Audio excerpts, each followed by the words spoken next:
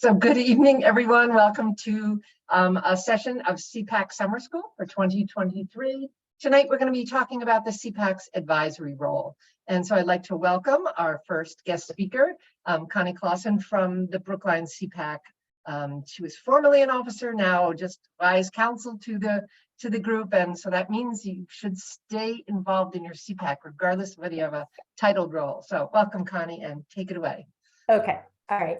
So Leslie gave me this very broad topic of presenting to your school committee. So I really wanted to bring this into a format that anybody can do. All right. Now, some CPACs are very fortunate and they are actually docketed and they have they're invited by their school committee to give periodic updates, either quarterly or annually. And they actually have time on the agenda that they can present what they like. Our CPAC was never that lucky. Most of us are not, but we don't have to wait to be invited. Anybody can make a public comment to your school committee, and we should be, right? And you don't need to be a CPAC officer to be making public comment. I was making comment as a parent long before I got involved with my CPAC.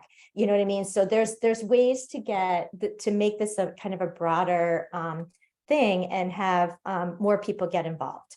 All right, so why am I not advancing? I am screen sharing. There we go. Okay, I just pushed the wrong button. All right, so I'm a teacher, and anytime I try to present random pieces of information, I want to put it in a format that people can remember. Okay, so I came up with this mnemonic to kind of help frame our conversation and to help us all organize kind of our presentations and what we're going to say. So I came up with what if. So what if we all got everything we wanted and then we wouldn't have to be here and we could all go out for ice cream, right? That would be our goal. But we're making public comment, we're advising our school committee because we are trying to accomplish things, right? So I put this into a format. So the W stands for who are you, right?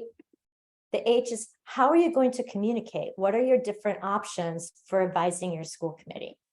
The A is accomplishing your goal. What's your ask? Be very clear about what your ask is, right? Your T is timing your comment. Super important about when you give comment is just as important as what you have to say. I is the information conveyed. That's really what we're all here about, right? You want to give the appropriate information. And then the F stands for the follow-up to it, okay? So first of all is the W, who are you? All right, public comment, there are rules, okay? We do have to follow open meeting law. You may not make anonymous public comment, nobody can. You will always need to start with your name and your role, okay? So, hi, my name is Connie Clausen and I am a parent. Hi, my name is Connie Clausen and I am a chair of, a secretary of, a treasurer of, whoever you are. If you have professional titles that you feel that you would add to your credibility, you can include them. I am a town meeting member. I'm on my disability council. I am on my select board. I am the treasurer of a different organization, anything like that, that you feel would add weight to your statement. And then always make it really clear who you are representing, okay? Because all of us wear a lot of hats. And you don't want to leave confusion. And then for me personally, my employer has pretty strict rules about not like employees like representing them. So I always make it very clear that the views that I'm expressing do not represent those of my employer if there's anything questionable about it. Okay, so but hi, I'm Connie Clausen. I'm speaking tonight as an individual, or I'm speaking as a representative of my CPAC, or whatever, right? Just make that really clear. All right, how are you going to communicate, right? You can make an oral comment, like stand at the podium, talk to the room, interact with your school committee, or you can provide a written comment, send an email or a document. And there's advantages or disadvantages to each. So how are you going to decide what you're going to do? So oral public comment, the advantages of that are you're in person, you're face to face, you're getting some nonverbal communication from your school committee, right? they're looking at you, they're nodding, they seem engaged, they're zoned out, they're on their phone, they got up, they left. You get some interaction with oral comment. Oral public comment really is the best way to tell a personal story and the best way to convey emotion.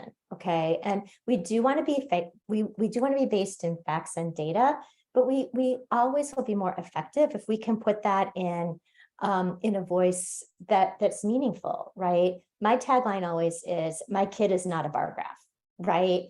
And so like trying to present this in a way that humanizes what we want and helps people to understand the impact of what we're asking, okay? For oral comment, I think you have a little bit of a less of a chance of being misinterpreted. Disadvantages to oral public comment, OMG, public speaking, you're standing at the podium, a room full of people, you're presenting, you can either, this may not be everybody's gig, right? And if this makes you crazy, don't do it. It's okay. There's other ways to get in there. Please understand that oral public comment will almost always be recorded. If your meeting is being recorded, you will be recorded. And those recordings do tend to hang around for a long time. So if you're adding a personal story, be very, very mindful about confidentiality. All right. Huge disadvantage to your oral comment. It's on a set schedule. So your school committee meeting is Wednesday at 7 p.m. Oral public comment is the fourth item on the agenda. The school committee gets on a roll. They're going crazy and start arguing about agenda item number 3. And now it's 9 o'clock and you're stuck there, right? So it doesn't always work for everybody.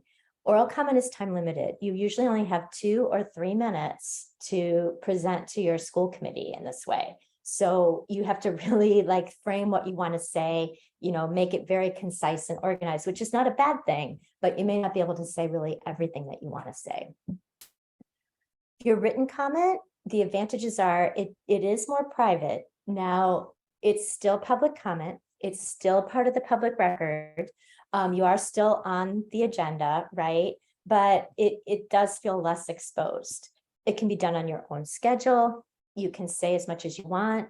I don't really recommend sending a 45-page email, right? But you can expound upon it a little bit more. With written comment, you can add links and supporting data. So, if you're making a public comment saying, hey, I'd really like our district I'd really like to see this program implemented in our district, put the link to the program in your email and they can look at it if they want to, right? And then the huge advantage to written comment is you can add other parties. So when you're giving oral comment, your school committee is going to be there, but you don't always know who else is going to turn up or who else is going to listen to the recording. Whereas with written comment, you can copy other people. You can copy your select board. You can copy your disability council, copy your state rep. If you really are looking for money, cast a broad net, and try to get your issue kind of out there. Your disadvantages to written comment, less feedback than in person. You're not sure if it will be read. Now, 99.9% of the school committee members I know are really dedicated to reading their email and listening to their constituents, but you just don't get that same feedback. You could be misunderstood. Written comment is tricky. Anything in writing is tricky. And then for me anyway, written comment takes me a lot longer to prepare. So you should do more research with it. All right. So we are all here to accomplish a goal, right? I came up with some goals, some reasons that I would be advising my school committee. But if other people have other ideas, like throw them in the chat, because this is not by any means a complete list. So kind of what I came up with was, we want to build public awareness about an issue. Okay. So we want to get out there. We want to help the public to understand our perspective, the perspective of students with disabilities. We want to present information not previously discussed. So, hey, school committee, that was a really great presentation 2 weeks ago about the World Language Program, but I didn't really hear a lot about how students with disabilities are accessing that curriculum.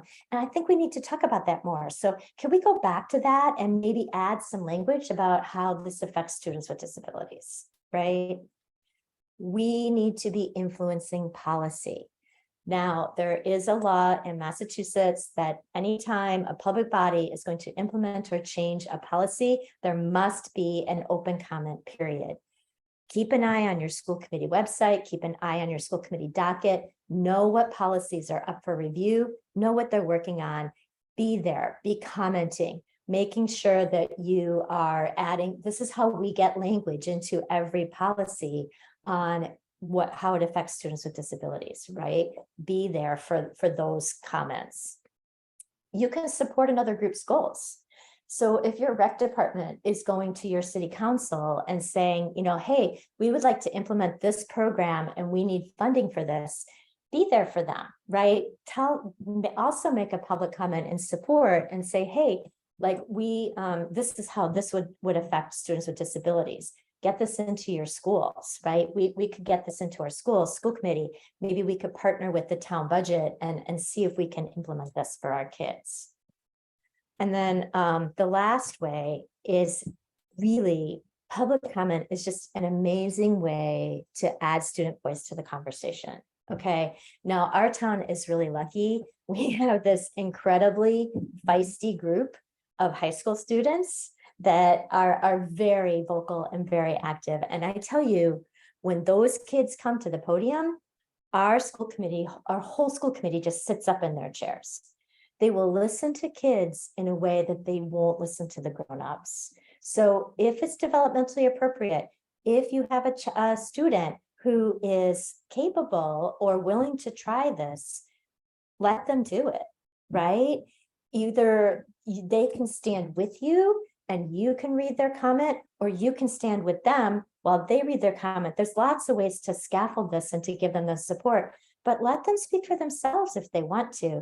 These are their schools, not our schools. And I'm a firm believer in the kids need to be telling us what they need. I think we spend way too much time listening to grownups. Anyway, different soapbox. All right, so the timing of your comment is really important, okay? Know when your issue's on the docket, know what else is on the docket. So, there might be 3 school committee meetings in March, and it's really convenient for you to make it to the second one, but that happens to be the public meeting on the budget. So the first 10 comments are budget, CPAC, next 10 comments budget, and you're going to get lost. Okay, so make a comment when your issue is on the docket, or make a comment when this is kind of coming up for review, or your policy is coming up for review. Plan for how many times you want to comment on a given issue. Keep it to like once or twice, right? Please don't be that person that shows up at every meeting every week with the same points and issues and people's eyes start to glaze over, right? Get in, say your piece, and then back out. Do you know what I mean? And follow up confidentially or offline with individual school committee members if you need to. Also plan for how many issues you want to comment on within a given time frame. Okay, so going back to that, like there's 3 school committee meetings in a month. If you show up at meeting number 1 and you're like, I want this. And then you show up at meeting number 2 and you're like, I want this. And number 3, and you're like, I want this. Now you've diluted your message, right? So really like stop and think, like, what does your CPAC want to work on this year or this month?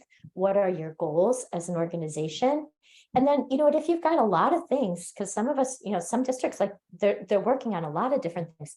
Maybe that's where you get your other parents involved, right? And you get a group of parents who are interested in a different issue and they can start to comment, but it's kind of not the official CPAC. And you can work with it that way. It's a great way to get other people involved with your group. All right. And then the last thing I'm going to say about this, and everybody's going to have different opinions about this, but please let your administrator know you're going to make public comment, right? This is about building relationships and about building trust. And I promise you, there's no better way to tank your relationship with an administration than to broadside them in front of your school committee, right? At least let them know that you're going to do this. They don't have to agree with you, but it's nice to be told. Always include them if you're making written public comment to the school committee. So they're not getting forwarded emails or getting asked questions that they weren't expecting, right? It's just not fair. And you're probably not going to get the response that you want. All right, so your information, this is a big thing. Do your homework, know all the materials related to your issue before you draft your comment. the worst thing you can do is you say, you make a public comment and somebody's like, oh yeah, great. But we talked about that at subcommittee 2 weeks ago. And you're like, oh, like know what's going on. Use facts, data, and best practices as much as you can. Cite your sources when they're applicable. Link your websites and spreadsheets to your written comments. Intersperse your facts with personal narratives. Have the student tell their own story if it's developmentally appropriate, and be mindful of confidentiality. So always speak professionally. Your tone, your attitude, and your language matter. People get really fired up, but this is not the place for an angry rant. You want to keep it level and calm and factual, right? Okay, so I'm going to give you two kind of ways that I organize my thoughts and draft my statement. I'm sure there are others. So again, you can throw them in the chat if you want. But this is my favorite way. It's called an SBAR. I know people may or may not be as familiar with this, so I'm going to give you an example of it at the end. So the S stands for the situation, the background, the assessment, your assessment of the situation, and the resolution, what you're asking for, right? So I'm going to put it up on the screen. I'm just going to read the comment, but it's all broken down into this format. And you can see it kind of shows you like how it's organized. Okay. So good evening, everyone. My name is Connie Clausen, and I'm the parent of a class of 2023 out-of-district senior. It has come to my attention that our out-of-district seniors are having difficulty accessing senior class events at their home high school. As you know, I have voiced my concerns about out-of-district students lacking access to various types of life of the school activities many times over the past several years. After doing some research on this particular topic, it seems the main barriers to participation are communication from the school district, the fact the Aspen Student Portal classifies out-of-district students as unenrolled, and the fact that out-of-district students are not provided with a Canvas account, which is the only way to purchase tickets. I believe there are several easily implementable technology fixes that could rectify this problem quickly. As this is a time-sensitive issue, I'd like to set up a meeting to discuss this as soon as possible, right? So it's all spelled out, it's organized, it's linear, it's short, right? That was about a minute, and I made all of my points, okay? The other method I'm going to give you, I know people are more familiar with, is the sandwich. You start with what's going well, you put the middle of like what you want or what your concern is, and then you always end with what's going well, okay? And then my last slide is follow-up. So after your oral comment, you're going to send an email the next day thanking the relevant parties for listening. You're going to follow up on written comment within a week to thank people for reading, ask them for feedback, because you probably haven't gotten any yet. Ask to set up a meeting if relevant, like be really clear. If this is what you want, that you want an offline meeting to follow up on these issues, be really clear with that. Ask about your next steps and ask for a time frame if it's relevant. Okay, so I'm going to stop sharing my screen. I can't see the chat. So if anybody has